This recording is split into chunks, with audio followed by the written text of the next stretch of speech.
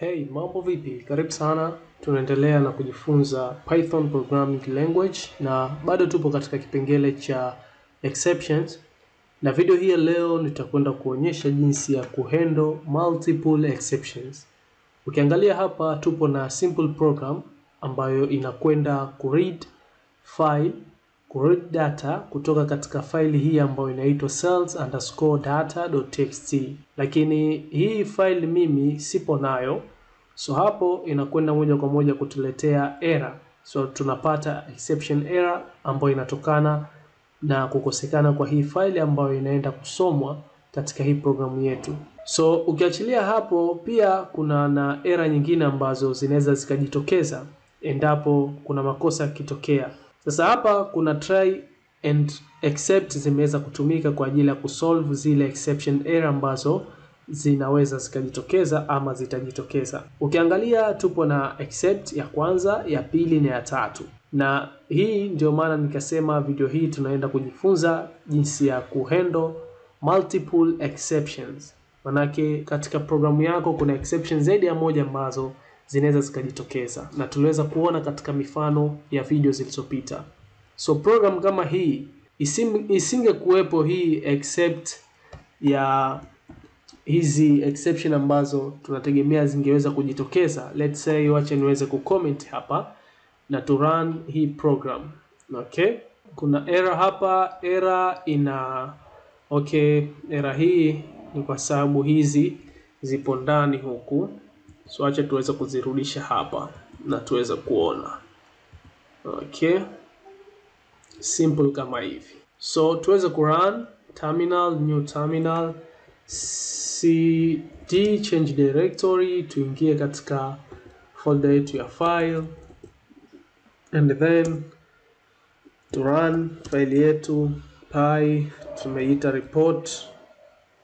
Okay, ukiangalia tumeweza kupata error ya file not found error, cells_data. File hii haipo, kwa hiyo haiwezekani ikaweza kusomwa ama kufunguliwa wakati file yenyewe haipo, hatukuweza kuitengeneza. So simple, tumeweza kupata hii exception error moja hapa.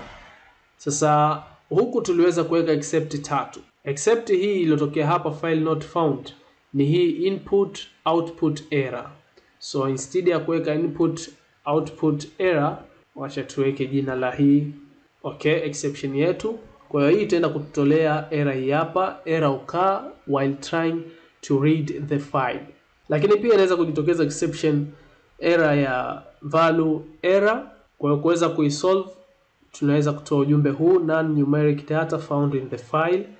Lakini pia tukaweka except ambayo hii haina jina lolote. So wacha niweze kurudisha hizi niweze kuonyesha vizuri ili tuweze kufahamiana hapa. So clear screen. Then tuje zetu katika file yetu, Ctrl Z, kurudisha except.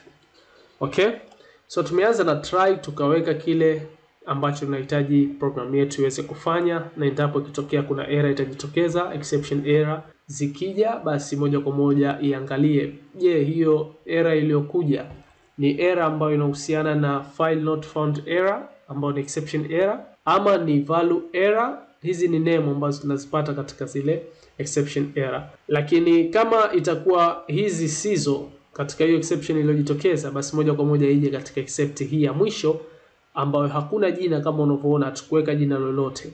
Hii kazi ambayo inakwenda kufanya endapo hizi zote hazitoweza kufanya kazi, maana yake itakuwa hiyo ni exception error aina nyingine ambayo sisi hatujaideclare hapa. Kwa hiyo basi iende kutoa ujumbe huu, error occurred. Inatosha. Kwa kama wewe utakuwa una programu yako na haujui error gani ya exception error gani ambayo itakwenda kujitokeza, simple tu unaweza kuandika try yako then ukaandika except bila kuweka exception name ya hiyo error ambayo unahisi itakuja kujitokeza, ukaache tu hivi hivi except, na ukaweza kuweka error message yako ikawa inachukua in general. Na ndo kama hivi ambavyo unaona hii print statement yetu, ujumbe uliochukua imechukua in general. Ile error yoyote ambayo itajitokeza basi itaweza kutoa error hii, and error occurred, na itakuwa imeleta maana kuliko kuweza kuleta ile exception error kwa user. Simple kama hivi. So nadhani umeweza kuona namna gani ya kutumia multiple except katika programu yako kuweza kuhandle ile exception error. So tuishie hapa katika video hii ya leo. Like video hii, subscribe channel yangu ya YouTube.